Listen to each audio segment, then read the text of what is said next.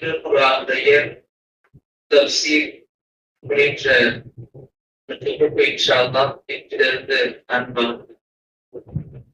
முதல்ல நாம இதுல அடிப்படையாக தெரிஞ்சுக்க வேண்டிய விஷயம் என்ன அப்படின்னா, பொதுவாக குர்ஆனை பற்றி அல்லாஹ் ரப்புல் ஆலமீன் சொல்லும் பொழுது ரொம்ப அழகாக சொல்லுவான், இதா குரிஅல் குர்ஆன், குர்ஆன் ஓதப்படும் பொழுது ஃபஸ்தமிஉ லஹு வ அன்சித்து, அமைதியாக இருங்கள், கவனமாக கேளுங்கள்.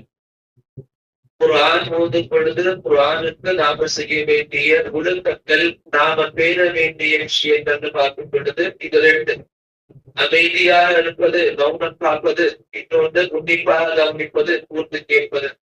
இந்த ரெண்டு விஷயங்களும் குர்ஆனுக்கு நாம் செலுத்த வேண்டிய மிக முக்கியமான பணிகள்ல இருக்கு.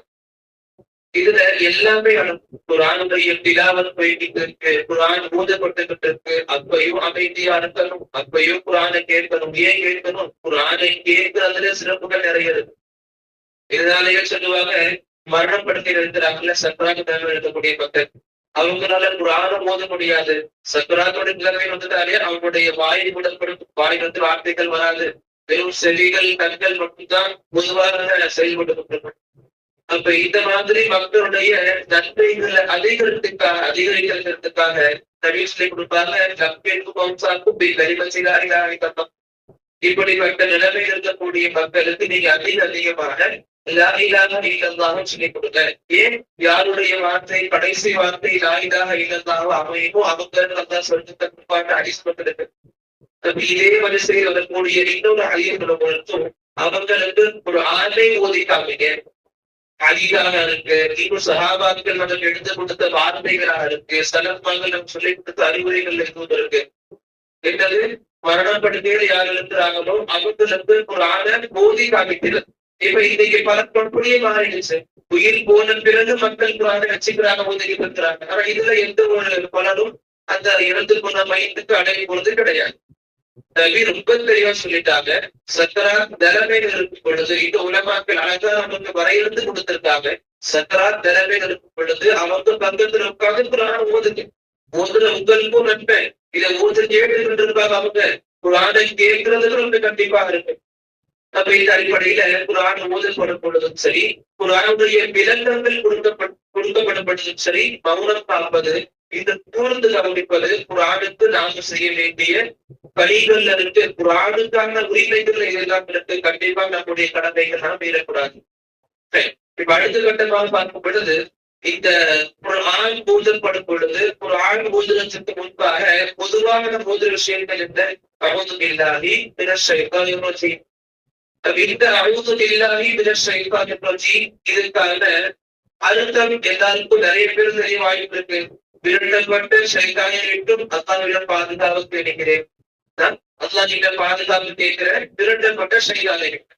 அப்ப இங்க இந்த அஊது பில்லாஹி மினஷ் ஷைத்தானிர் ரஜீம் இது பொதுவாக பார்க்கும் பொழுது குர்ஆனோட ஒரு பங்கு கிடையாது. குர்ஆனோட ஒரு பங்கு கிடையாது. குர்ஆன் ஓதப்படுறதுக்கு முன்னாடி கண்டிப்பா செய்ய வேண்டிய விஷயங்கள் ஒன்று. ஏன்? அதே அல்லாஹ் ரப்புல் ஆலமீன் குர்ஆன்ல எதுவும் சொல்லிக் கொடுப்பான். எந்த அல்லாஹ் குர்ஆன் ஓதப்படும் பொழுது அமைதியா இருங்கன்னு சொல்லி கொடுத்தாலும், மௌனம் காத்து நல்லபடியா கேளுங்கன்னு சொல்லி கொடுத்தாலும், அதே அல்லாஹ் தான் இங்கே சொல்லி கொடுப்பான். குர்ஆன் ஃபஸ்தஈன் பில்லாஹி மினஷ் ஷைத்தானிர் ரஜீம். குர்ஆன் ஓதும் பொழுது ஷைத்தான் கிட்ட இருந்து, விரட்டப்பட்ட ஷைத்தான் கிட்ட இருந்து பாதுகாப்பு செய்யுங்க. எதுக்கு நம்ம விரட்டப்பட்ட ஷைத்தான் சொல்றோம்? எதுக்கு ரஜீம் என்ற வார்த்தை வந்திருக்கு? இதுக்கு அழகான ஒரு வரலாறு, சின்ன வரலாறு. எப்படித்தான் இப்ராஹிம் அலைஹிஸ்ஸலாமுடைய காலகட்டத்துல இப்ராஹிம் அலைஹிஸ்ஸலாம், ஹாஜர் அலைஹிஸ்ஸலாம், ஹாஜர் அலைஹிஸ்ஸலாம், இஸ்மாயில் அலைஹிஸ்ஸலாம், இந்த 3 பேருடைய சம்பவங்கள் நிறைய பேருக்கு இருக்கும். இப்ராஹிம் அலைஹிஸ்ஸலாம் தன்னுடைய மனைவியும் பிள்ளையும் மக்கள் வீட்டுக்கு வருவாங்க. இப்ப அங்க எதுவுமே இருக்காது. பிறகு இஸ்மாயில் அலைஹிஸ்ஸலாம் துஆ பண்றதுக்கு அல்லாஹ் கட்டளை இடுவான் சில காலங்களுக்கு பிறகு. இது பரவலான சம்பவங்கள் இருக்கும். இந்த ஷைத்தான் என்ன பண்ணுவான்? இந்த 3 நபர்கள்கிட்டையும் தனித்தனியா போய் அவங்க மனசு மாத்த முயற்சிப்பான். இப்ராஹிம் அலைஹிஸ்ஸலாம் கிட்ட போவான். இப்ராஹிம் அலைஹிஸ்ஸலாமுடைய மனசு வெவ்வேறு இடங்களை கொண்டு மாத்த முயற்சிப்பான். அப்ப இப்ராஹிம் அலைஹிஸ்ஸலாம் சொல்லுவாங்க, அஊது பில்லாஹி, உன்னை கொண்டு நான் உன்னை விட்டு அல்லாஹ் நீங்கள் பாதுகாப்பு தேடுறேன். எவ்வளவு இல்லாம வச்சிப்பான். அவனை கல்லால் அடிப்பான். மக்கள் செய்தாரு கல்ல அடிச்சு காட்டுவாங்க. இதே போல அந்த ஹாஜரா அலைஹிஸ்ஸலாம் அவங்க கிட்ட வருவாங்க. சைத்தான் வருவாங்க. வந்து இதே போல அவங்க மனசை மாத்த முயற்சிப்பான். அவங்க மனசை இன்னும் ஒரு இஸ்லாத்தை விட்டு கொஞ்சம் கூறன்படைய விஷயங்களை போட்டு பேசுவான், போய் முயற்சிப்பான். அப்ப அதே ஹாஜரா அலைஹிஸ்ஸலாம் அவங்களும் சொல்லுவாங்க, அவுது பில்லாஹி உன்னை கொண்டு உன்னை விட்டு அல்லாஹ்விடம் பாதுகாப்பு தேடுறேன். இவங்களும் கல்ல அடிப்பாங்க. பிறகு இஸ்மாயில் அலைஹிஸ்ஸலாம் கிட்ட வருவாங்க. இஸ்மாயில் அலைஹிஸ்ஸலாம் சிறு பிள்ளை தானே, அவங்களை ஈஸியா வழி கெடுத்துட்டாங்க முயற்சியில இறங்குவாங்க. ஆனா அங்கேயும் இஸ்மாயில் அலைஹிஸ்ஸலாமும் சொல்லுவாங்க, அவுது பில்லாஹி உன்னை விட்டு அல்லாஹ்விடம் பாதுகாப்பு தேடுறேன். இவங்களும் கல்ல அடிப்பாங்க. அப்ப இதே விஷயங்கள் தான் நபி நமக்கு அல்லாஹ் நமக்கு காலகாலமாக செய்யப்பட வேண்டிய மனசை தான் மாத்திட்டார். இப்ப கூட ஹஜ்ஜுக்கு போற மக்கள் கடைசியாக ஜம்ரா ஒரு இடத்துல கல்லடிவாங்க. ஷைத்தான கல்ல அடிச்சு விரட்டுவாங்க. சரி, இங்க இருந்து வந்த சுட்டம் தான் எல்லாமே. இப்ராஹிம் அலைஹிஸ்ஸலாம், இஸ்மாயில் அலைஹிஸ்ஸலாம், ஹாஜர் அலைஹிஸ்ஸலாம் இவங்களுடைய பேணுதலுக்காக இவங்க பண்ண ஒரு செயல் அல்லாஹ் இத காலம் கொடுக்க கியாமத் வரைக்கும் ஹஜ்ஜுடைய ஒரு பங்கு ஆக்கிட்டார். அப்ப இவங்க அவுதுபில்லா சொல்லி கல்கள் அடிச்சு விரட்டுனாங்க. அல்லாஹ் நமக்கு அதையே பேரா கொடுத்துட்டா அது விரட்ட கொண்டு ஷைத்தானாகிட்டு. அப்ப இதுவும் புரிஞ்சுக்கணும். அல்லாஹ் ரப்புல் ஆலமீன் இந்த ஷைத்தான நமக்கு ரொம்ப தெளிவா சொல்லி கொடுத்தா, இன்னஹு லக்கும் அதுவ்வும் முபீன். நிச்சயமா ஷைத்தான் உங்களுக்கு ரொம்ப தெளிவான விரோதியாக எதிரியாக இருக்காங்க. அப்ப எதிரியாக இருந்தா அப்படின்னா எதிரி பத்தி கொஞ்சம் தெரிஞ்சுக்கணும்ல. இப்ப எதிரி அப்படின்னா அவனை பத்தி கொஞ்சம் கொஞ்சம் தெரிஞ்சுக்கணும் எப்படி இருப்பாங்க. அதே ஷைத்தான் தான் அல்லாஹ் ரப்புல் ஆலமீன் சூரத்துல் அஅராஃபுடைய 14 மற்றும் 17 வசனங்களை சொல்லி கொடுப்பாங்க. ஷைத்தானுடைய பேச்சுகளை பத்தி ஷைத்தான் சொல்றான், ஷைத்தான் அல்லாஹ் ரப்புல் ஆலமீன் நரகவாசி ஆக்கிடுவான். ஷைத்தான் அல்லாஹ் கிட்ட அவகாசம் கேட்பான், எனக்கு மறுபடியும் அவகாசம் வேணும். ஏன் வேணும்? எந்த மனிதனை கொண்டு என்ன நீ நரகவாசி ஆக்கினியோ அதே மனிதர்களை நான் எல்லாரையும் நரகத்துக்கு கொண்டு போவேன். அப்ப ஷைத்தானுடைய பிளானிங்ஸ் அல்லாஹ் கிட்ட சொல்லுவான். எப்படி சொல்லுவான்? இல்ல அப்பொழுதெல்லாம் சிராத்தல் முஸ்தகீம், அவங்க போற நேரான வழியில நடுவுல நான் உட்கார்ந்துப்பேன். நல்ல வழியில பயணம் செஞ்சுட்டு இருப்பாங்க, அந்த வழி நடுவுல நான் உட்கார்ந்துப்பேன். அந்த வழியில நான் உட்கார்ந்துப்பேன். அந்த மக்களை அந்த வழியில பயணிக்க விட மாட்டேன். அவங்க அங்க இங்கன்னு குறைஞ்சுக்கிட்டு இருப்பேன். சரி, அங்க இங்கன்னு குறைஞ்சுன்னா அங்க சும்மா இருப்பான், அங்க சும்மா இருக்க மாட்டான். ஷைத்தான் இதையும் சொல்லி கொடுப்பான். அவங்க மரம் பொருத்தத்து வருவேன், இடம் பொருத்தத்து வருவேன், முன்னலத்து வருவேன், பின்னலத்து வருவேன், சுமந்து கொள்வேன். அப்ப ஒரு தனி ஒரு முஸ்லிமுடைய வாழ்க்கையில ஷைத்தானுடைய தாக்கம் ரொம்ப அதிகம். இப்ப நார்மலா நம்ம பார்க்க முடியும்ல, மதுரையில் வரக்கூடிய இந்த ஜமாத்து இந்த மக்கள் எண்ணிக்கை பஜர்லயே இவ்வளவு கம்மியா இருக்கு.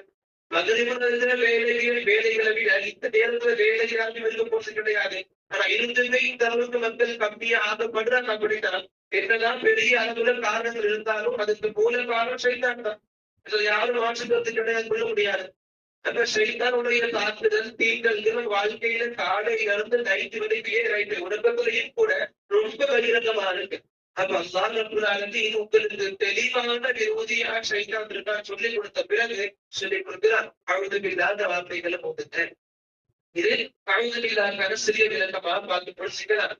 அடுத்தது கடைசியாக இந்த அவுது பில்லாஹ்ன்றது எந்த அளவுக்கு குர்ஆன் ஓதப்படுறதுக்கு முன்னாடி ஓதப்பட வேண்டிய விஷயமா இருந்தோ, ஆனா இது கட்டாயமான விஷயமான கிட்ட கண்டிப்பா கிடையாது. இப்ப ஒருத்தர் அவுது பில்லாஹ்ன்ற வார்த்தையை ஓதாம குர்ஆன் ஓத ஆரம்பிச்சுட்டாங்கன்னா அவங்க மேல பாவம் வந்துருப்பாங்க, குற்றம் இல்லையா? அப்படி கிடையாது. ஆனா ரொம்ப சிறந்தது அவுது பில்லாஹ் சொல்லி குர்ஆன் ஓது. எதுக்கு சொல்றோம்? கட்டாயம் கிடையாது. நமக்கு ஆதாரங்கள் இல்லாத வார்த்தைகளும் பேசக்கூடாது. எந்த இதுவா இருந்தாலும் மார்க்கம் பத்தி பேசணும், மார்க்கத்தை ஆதரவு அடிப்படையில பேசணும். வெறும் வாய்ப்பட பேசி நான் பேசுறதுல நீங்க சொல்றதுல மாற்றமான போது கிடையாது.